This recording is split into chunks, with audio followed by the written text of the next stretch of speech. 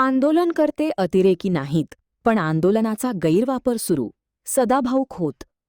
मी सकाळीही सांगितलं होतं की इंडिया आघाडी आणि तिचे सहयोगी पक्ष या आंदोलनाच्या आडून देशात आणि राज्यात अतिरेकी विचारसरणी पसरवण्याचा प्रयत्न करत आहेत.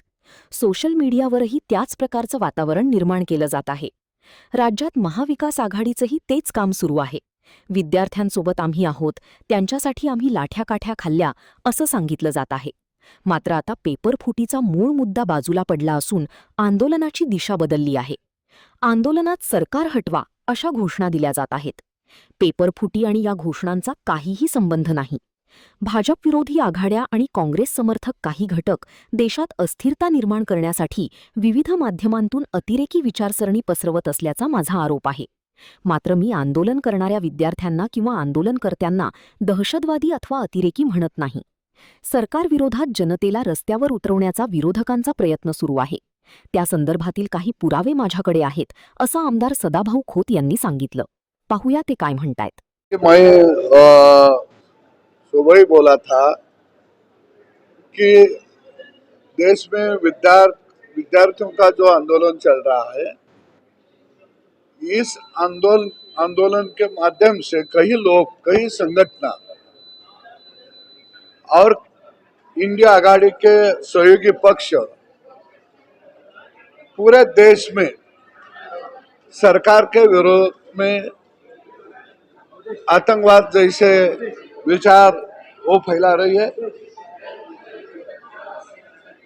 जो विद्यार्थी उनका जो बातें उसके साथ हम है, पर विद्यार्थियों के प्रश्नों के माध्यम से कई लोग जो राजनीति कर रहे हैं उसका मैं विरोध करता हूँ।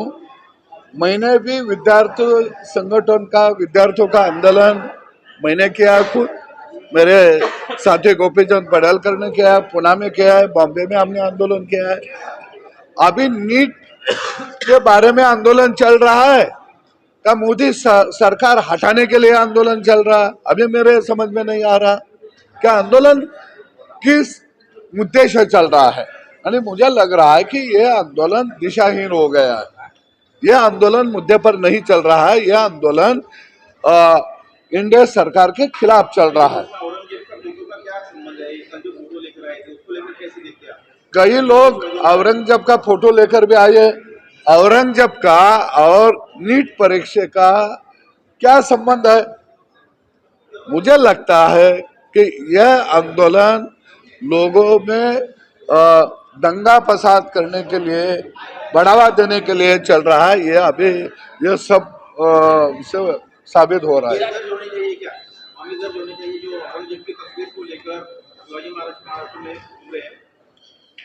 नहीं, अभी सरकार, मुझे यह लगता है कि आंदोलन करने का सबको हक है, लेकिन सरकार बात करने के लिए तैयार है। वो जो संगठन का नेतृत्व कर रहे हैं उन्होंने सरकार से बातचीत करना चाहिए। लेकिन नीट में जो अपराध पर हो गई थी तो वो लोग पकड़ गए हैं। अभी बाकी जो कुछ दोषी है उसके ऊपर कार्रवाई हो जाएगी, परीक्षा भी हो गई है, तो बाद में आंदोलन का क्या ये मजाक रखा है।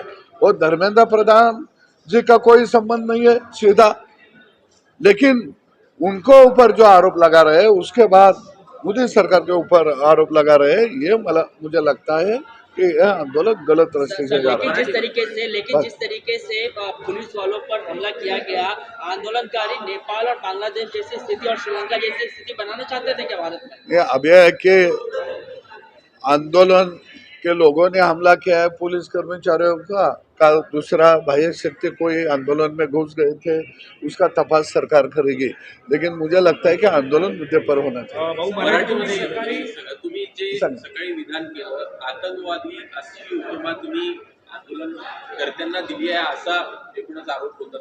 काय आहे की मी एक मुद्दा क्लिअर करतो की मी सकाळी बोललेलो होतो की इंडिया आघाडी त्यांचे सहयोगी पक्ष हे खऱ्या अर्थानं आतंकवादी विचार या आंदोलनाच्या आडोशानं राज्यामध्ये आणि देशामध्ये पसरवत आहेत। सोशल मीडियामध्ये जर बघितलं तर एकंदरीत त्याच पद्धतीनं राज्यामध्ये महाविकास आघाडीचं काम चाललेलं आहे. एक आहे की विद्यार्थ्यांच्या बरोबर आम्ही आहोत. विद्यार्थ्यांचं आंदोलन राज्यामध्ये मी केलेलं आहे. त्याच्यासाठी आम्ही लाठाकाठा खाल्लेल्या आहेत. आम्ही तुरुंगामध्ये गेलेलो आहे. परंतु नीटचं आंदोलन असताना जी नीटच्या मध्ये जे काय पेपर फुटीचं प्रकरण झालं, हा मुद्दा आता बाजूला राहिलेला आहे. एकतर त्या परीक्षा झालेल्या आहेत, पण मुद्द्याला सोडून खऱ्या अर्थानं हे आंदोलन आज उभा राहताना आपल्याला पाहायला मिळत आहे. दिल्लीमधल्या त्यांच्या मागण्या बघितल्या तर मोदी सरकारच्या विरोधातल्या त्यांच्या घोषणा, सरकार हटावची त्यांची भूमिका, हे सगळं बघितल्यानंतर नीटच्या परीक्षेचा आणि या सगळ्या एकंदरीत चाललेल्या जे काय आंदोलनाच्या जे प्रकार आहेत याचा काही संबंध आहे? काही संबंध नाही. आणि म्हणून मला वाटतं की मी आजही या मतावर ठाम आहे की काही विद्यार्थी प्रामाणिकपणाला लढा देत आहेत, परंतु भाजप प्रणित विरोधी जी आघाडी आहे, काँग्रेस समर्पित, ही आघाडी या देशाला अस्थिर करण्यासाठी आतंकवादी विचार या देशातल्या वेगवेगळ्या माध्यमातून पसरवत आहेत.